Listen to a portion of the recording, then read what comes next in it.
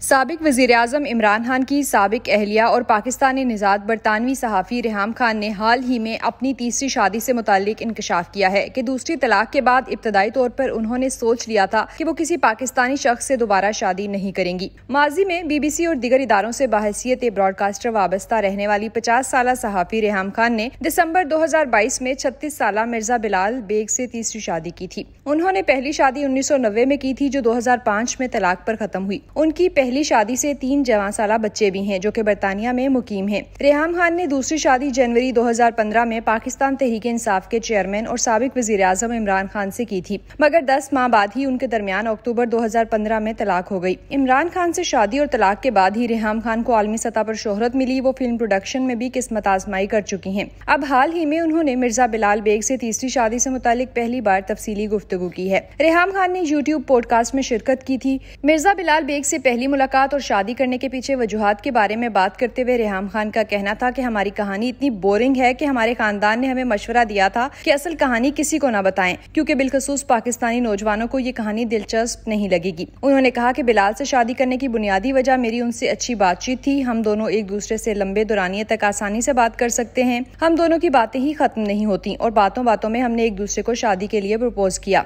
रेहाम खान ने कहा कि मैं कभी किसी पाकिस्तानी शख्स से दोबारा शादी नहीं करना चाहती थी और मेरे बच्चे भी ऐसा चाहते थे। अपनी शादी से मुतालिक बच्चों से बात करने में काफी वक्त लगा। उन्होंने कहा, जब मेरी बड़ी बेटी को मेरी शादी के बारे में मालूम हुआ तो उसने मुझे रोका कि अम्मी आप दोबारा गलती कर रही हैं। दोबारा किसी पाकिस्तानी शख्स से शादी करना अहमकाना फैसला है। रेहाम खान ने कहा, शादी के बाद अब हालात ठीक हो गए हैं। बिलाल के मेरे बच्चों से बहुत अच्छे ताल्लुकात हैं। इसी दौरान मिर्जा बिलाल बेग ने भी इंकशाफ किया कि रेहाम खान से कबल उनकी 2 शादियां हो चुकी थी, जिनसे उनकी तलाक भी हो चुकी। इसी बात को जारी रखते हुए रेहाम खान ने हंसते हुए कहा कि बिलाल से शादी करने से कबल मैंने सबूत के तौर पर तलाकनामे देखे थे। रेहाम खान और बिलाल बेग ने कहा कि हमारी शादी के बाद ज्यादातर लोग बहुत खुश दिखाई दिए।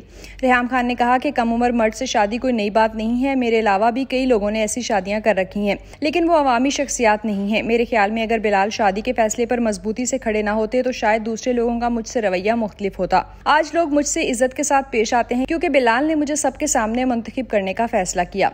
इंटरव्यू के दौरान रेहाम खान ने खवातीन की आजादी से मुतालिक भी बात की। उन्होंने कहा कि कैरियर और माली आजादी शादी से कहीं ज्यादा अहम है, इसलिए खवातीन को अपने कैरियर पर तवज्जो देनी चाहिए। ये मशवरा मैं अपनी बेटियों को भी देती हूँ। रेहाम खान ने सियासत में आने से मुतालिक सवाल पर कहा, इसीलिए तो हम कराची में हाजिर हुए हैं। सियासी जमात बनाने से मुतालिक सवाल पर उनका कहना था कि सियासी जमात बनाने के लिए मेरे पास कोई लॉबी और ना जरिया है, लेकिन मेरे ख्याल में मौजूदा सियासी जमातों के पास खवातीन को मौका देने का ऑप्शन होना चाहिए जो नहीं है। उन्होंने कहा, कराची में इसी नीयत से आई हूँ कि सियासत का हिस्सा बनूं, क्योंकि हर चीज में सियासत है। पाकिस्तान में बड़ी सियासी जमातों के अंदर खवातीन को बहुत महदूद मौके दिए गए हैं। रेहाम खान ने कहा कि अगर मुझे किसी सियासी जमात में ऐसा महसूस हुआ कि वो खवातीन को भरपूर मौके फराहम करती है तो मैं उसे ज्वाइन करने का जरूर सोचूंगी।